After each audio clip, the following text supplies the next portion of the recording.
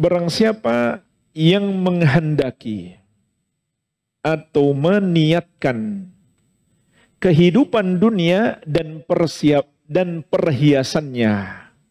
Maksudnya ketika dia beramal soleh.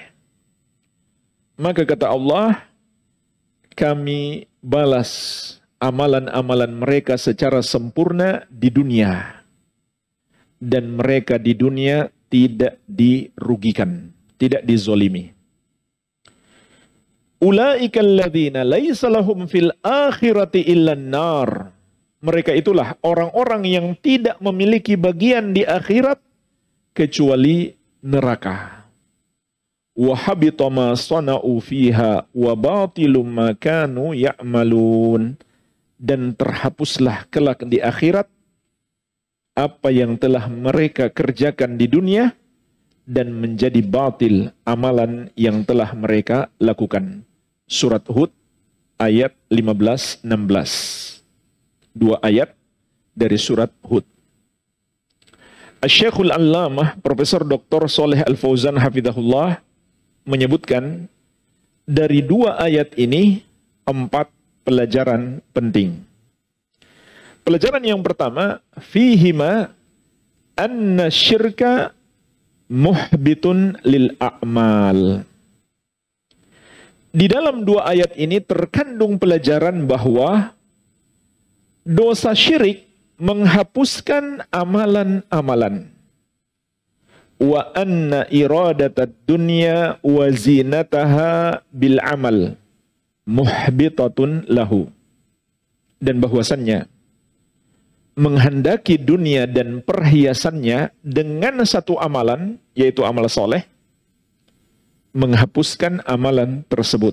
Jadi pelajaran yang pertama ini mengandung dua hal sekaligus, secara umum dan secara khusus. Secara umum adalah ayat ini memberi pelajaran kepada kita semua bentuk kesyirikan menghapuskan amalan. Dan Allah tegaskan lagi di banyak ayat, di antaranya di surat Al-An'am ayat 88. Dan ayat ini sedang berbicara tentang para nabi dan rasul alaihi wassalatu wassalam. Karena di ayat-ayat sebelumnya Allah sedang menceritakan tentang para nabi dan rasul. Maka Allah tegaskan, walau asyraku lahabita anhum ma kanu ya'malun. Andai mereka berbuat syirik, terhapuslah amalan-amalan mereka. Tentu para nabi dan rasul itu maksum, mereka terjaga dari kesyirikan. Bahkan ulama sepakat, para nabi dan rasul sebelum dan setelah diangkat menjadi nabi dan rasul alaihi wassalatu wassalam, mereka tidak pernah berbuat syirik.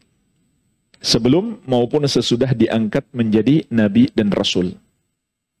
Makanya salah besar kalau ada yang mengatakan Nabi Ibrahim mencari Tuhan. Bukan begitu maksud ayatnya. Beliau sedang berdebat dengan orang-orang musyrik. Bukan beliau mencari Tuhan. Kalau baru mencari Tuhan, berarti ketika beliau menuhankan selain Allah, maka beliau terjerumus dalam kesyirikan.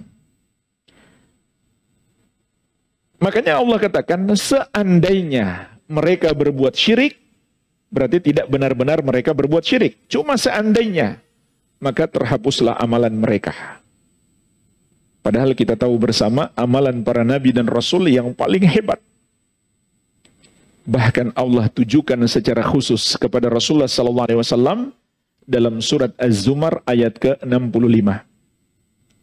Walaqad uhiya ilaika wa ilal ladzina min qablika la in asyrakta la yahbatanna 'amaluka wa la takunanna minal khasirin.